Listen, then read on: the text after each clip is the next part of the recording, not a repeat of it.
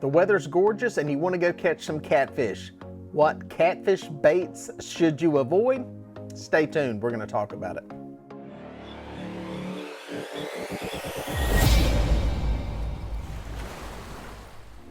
Hey folks, I'm Melhorn. If you watch any of my videos here on YouTube, you will notice that I've got a ton of videos about baits that I love to use, baits that work, baits that put catfish in the boat.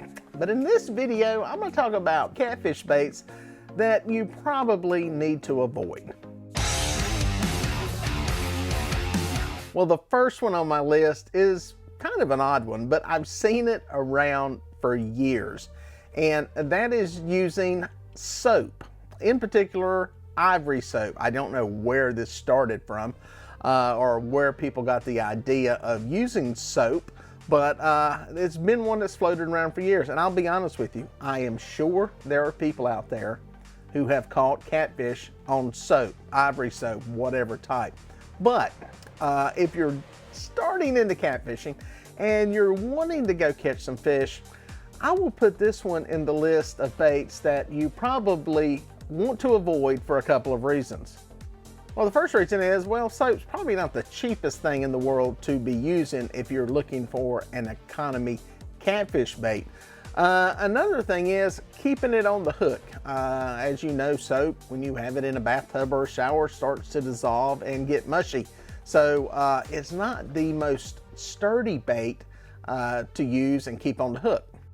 The biggest reason is that there is not really anything in soap that fish would be attracted to. And I am talking to the lower molecular level, amino acids, that type thing. So it's not something that is going to be very, very productive for you to use. So I would X soap off your list of catfish baits to try. Another one that seems to make the rounds every now and then and gets brought up and thrown out there is bubblegum. I'm not sure where this started from. All I can think of is that some guys were out fishing, they didn't have any bait, didn't have anything with them, they'd eaten all their sandwiches, and they said, let's try some bubblegum. And I'm sure, like most things, you can put it out there and sooner or later, maybe something will pick it up and eat it, if nothing more than out of curiosity's sake. But like soap, there is not a lot in bubblegum that attracts a catfish at the molecular level. And that honestly is what helps you catch fish. Having baits that have something in them, mainly the amino acids, that these catfish are able to detect. You see, catfish most of the time are feeding almost in complete darkness. So it's not like they come up to something, see it, and go, yeah, I want to eat that. No, I don't want to eat that. They use their whiskers and other sensory organs to determine what it is they're seeing, what it is they're approaching, what it is they're smelling, and whether or not it's something that they want to ingest. Now, there are some catfish baits out there that are called catfish bubblegum and bubblegum catfish bait. But these have something in them that is more of an attractant than just the strawberry or mint flavor that's traditionally in a gum. So if you're gonna pick a catfish bait, there's some better options out there, so I would knock bubblegum off of your list. Now this one here is gonna hurt some people's feelings because it's actually in one of my videos as one of the more popular catfish baits out there. It's caught tens of thousands, millions of catfish over the decades, and it's a very popular bait for people to use. And that's chicken liver. Now you're probably asking yourself, chicken liver? Man, everybody fishes with chicken liver. Well, let me give you my reasons why I say to avoid it, and there's some better options out there for you. Now, chicken liver is cheap. That's probably one of the reasons that it has become so popular for people trying to catch catfish.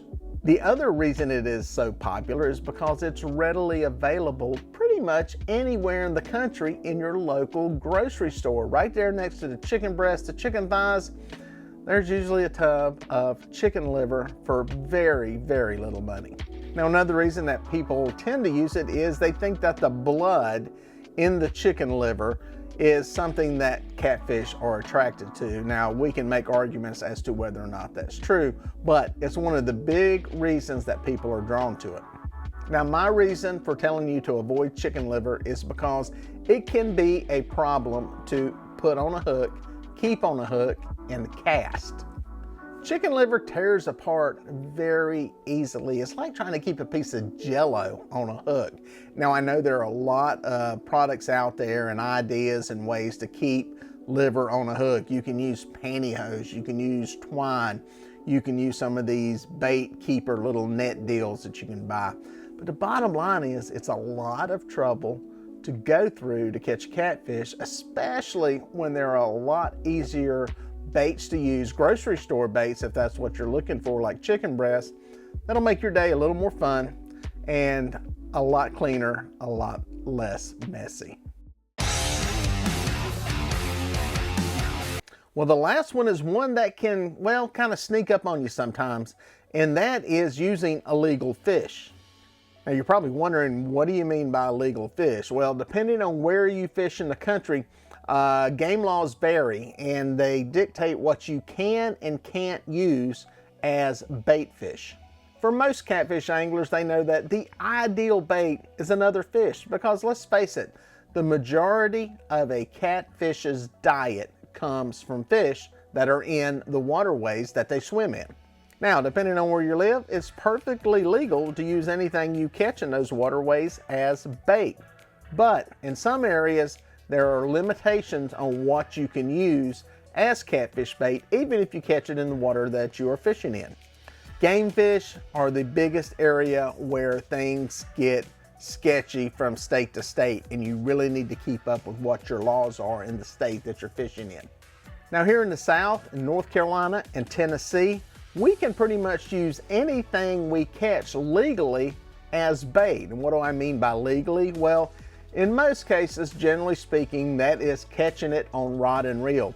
If I catch a bass and it's the legal length that I can keep it, I can use it for bait if I want to. Now, there are little things in there that you need to prove how long the fish is, those kind of things, but legally, you can use it as long as it meets those length and creel limits. Now, just across the line in South Carolina, that's illegal. You can't use those baits. So you got to pay attention to what's going on with your laws. You go to some other areas and you'll find that bluegill are illegal to use. They're a very popular bait that are legal around most of the country as long as you catch them legally. But there are some states where it is illegal to use these fish as catfish bait. So I'm telling you all this and you're going, man, this is scary, this is crazy, I don't know which fish to use, which ones not to use, I don't want to get a ticket. Well, the biggest thing is to read your local laws and your local rule book very thoroughly to figure out what's legal and what's not. Generally speaking, any of the schooling bait fish like shad are going to be okay to use. But still, check those laws just to make sure you don't have some special rule in place, especially if you're fishing on a smaller body of water that may affect you using those fish. Another thing to look out for is transporting a bait from another lake or another state to the body of water that you are fishing.